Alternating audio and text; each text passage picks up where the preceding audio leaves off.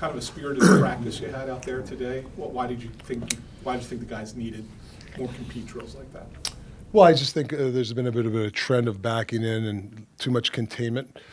I guess you can attribute a little with the schedule, but it's November. If it was March, maybe, but it's just, for me, it's the backing in, and we just needed a good practice of getting in on people, working on our forecheck, and it's just not one guy, 5 guys participating in all the aspects of the game, whether it's defending or a forecheck. So I think we needed a good pushing and shoving practice. When it gets chippy like that, do you think that's beneficial for the guys, like to have that kind of competition here before it gets back out there on Thursday? Yeah, I mean, I'm a big believer in, even when I played or coached, you don't want to fight your teammates, ever. I've never fought, but you want to play hard, because that's only, if I play soft on a guy in a one-on-one and stuff, what is that doing for him? I'm not helping him. So play a guy hard. You don't have to kill a guy, but playing a guy hard is only going to get you better, the other guy better, and the team better. That's what I've always believed in that. Are you a big believer in, like, the small area games? Yeah. What do you like about this? Yeah, you got to use your body position. You got to use your creativity. You got to hold on to pucks. All these little aspects in the game they're in that game, or even that 5-on-5. So yeah, I'm a big believer in that sort of stuff. Travis Konechny just called today kind of a reset. We got a little break here. Just from your perspective, what's at the top of your list here? Yeah. What you want to accomplish over the next, I guess, 3 days? Yeah. Well, I'm a trend guy, so it's like I said, it's not the quarter yet. What is it? 19 games or something? Getting close. So mixed bag of good stuff with some stuff. When trends hit, that's when you got to attack it. So these 3 days we're attacking the trend. Like I said, too much containment. Too much, not enough support of the puck. And then, like I said, backing in at the blue. And it's not just the defense. It's a 5-man thing. So it's just been a trend the last 3-4 games. So we have to stop it. Where are you on the fourth line? Because I know from time to time, I'm sure you'd like to see them chip in some offense, Yeah. and they really haven't this year. Where are you on how effective they've been, or what they need to do better?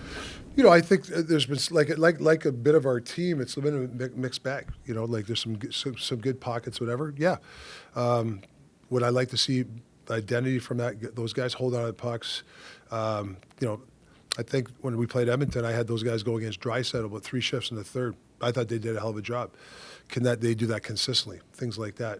And then you're putting guys in and out. But I think that's the world we live in right now. They're going to play a couple of games until somebody takes over, right? So and you got to earn you got to earn the ice time too, and earn your time on the ice, just like everybody. When you're auditioning guys like Andre and Zamora and Yinning, how much of a luxury is it to have a guy like Noah to sort of like be that senior presence and sort of get them through that first patch? Yeah, well, it's he's a veteran guy, and like I said, it's we got to figure out with Jenny, like we got some time here, so talk to Danny about it, and then Andre deserves to play. He's trying to become an everyday NHL defenseman, and he's chipping away at that. The PK, they got a goal the last game, has been what, I don't know, we top 3 or 4. I don't know where we are, but we're pretty high up. And Juleson's a big part of that. So, yeah, you want to get guys in, but, that's why when I tell guys, when you get in there, make it hard for the coaches to take you out. And that's, Is it that calming presence, though? I mean, a veteran that's played in this league for a while, they can kind of impart that, make them feel a little more comfortable or at ease? Yeah, I think so. Yeah, there's certain situations where even a simple shift, like where teams pressing, just making that one good little play might not be, highlight reel, but it's it's hitting a pocket under pressure. That calms people down. When you start throwing pucks around and guys start throwing off the glass, you can tell sometimes as a younger team we get antsy. So just to have a guy who can kind of settle things down means a lot. Rick, with regards to Sam Ersson, Yeah. you look at his record; it's pretty good. He's winning games. He's obviously been great in the shootout. Then you look at his save percentage, not very good. I guess from your perspective as head coach, like how do you evaluate how he's done so far and where he's at? Well, I'll give you the example of St. Louis, where they have 16 shots or 17 shots, but some of the shots they had, we were backing in. We got lucky a couple times they missed the net. Those are hard saves. When you back in, or you get a guy coming in a one-timer down the slot, it's hard to save those. I mean, yeah, do we want those saves? Yeah, but I think it's a little bit of it seems like when Sam's been in the net, those games we've kind of backed in too much, and I don't think it's fair to assess that on him. I think we gotta help him out. Hold the blue, make sure the shots are from the outside, not in the slot. That's what I think. And it happened to Vladdy too. I mean, it's lately they're getting those high dangers. I know they're keeping the shots, but I don't like these are grade A++. Those are the ones that we can't give up. So he's been a little bit of the product of the way we've played of backing up. I guess with regards to that though, Yeah. we talked to you Yeah. at the beginning of camp, and you mentioned how when they're at the perimeter, like you're willing to give them those shots, let Yeah. the goalie see it Sure. and whatnot. Why are teams seemingly not taking them? It just seems like, especially when Sam's in there, Yeah. you're seeing 15, 16 shots, but maybe 10 of them are high quality. Yeah. Why aren't Well- teams like giving him maybe those 5 or 6 extra shots that'll make his numbers look better? Well, first of all, if we're struggling and we're giving the middle up, and which we have been, if I'm the other team too, I'm going to probably hold on to the puck too. Like, my feeling, I know sometimes I get criticized. I just throwing a puck to the net makes no sense. And if you have people at the net, yes. But to throw an outside shot, just to put a shot on the clock makes no, like, you look at Florida Panthers and stuff, there's no correlation of high volume shots, but quality shots. Like I said, St. Louis had, people say, oh, they only kept them to 17 shots. Well, they had like really good grade A shots, and that because we gave them those grade A shots. So that's just what I think. Now, we have to get pucks to the net? Yeah, when you get the puck in the middle, we want the puck in the net. But when it's outside and nobody's in front for whatever reason, I would like to hold on to it and look at the plays we've talked about, some of the offense we're trying to teach these guys, which I've seen, the D dives. We hit a couple backdoor plays. Those are high-quality chances. If you can hit a backdoor play on a goal, that's tough on a goalie. So we're looking for those. We're working with Owen Tippett a little bit at the end of practice. It seems like he's found his offensive game a little bit over the last 2 games. Have you noticed him turning in a better direction there? Yeah, with Owen, it's he gets in trouble when he backwards skates. Like I want him to be more aggressive, like go forward, and I call it fish hooking. What we were just talking. I was trying to explain. I'm an old man. I'm trying to explain it to him, or by doing it. But I was trying to I'm an old guy. But if I do this, I don't actually look old anymore. But if I'm backing up, I look like an old man. I was trying to explain. He started laughing. But so I was trying to make him understand that when he's aggressive, right? He's going forward. He's still okay to. He can still track. He's still above the guy. But once you backwards skate, we don't know where the puck goes when a guy backwards skates. You get 3 guys backwards skate. The team can play 80 feet, and that's where we're struggling. Now we want to kind of dictate where the puck goes, and that's why I call it fish hooking. Get the puck to one side. Everybody knows it. We can do our slide, and we can knock it down.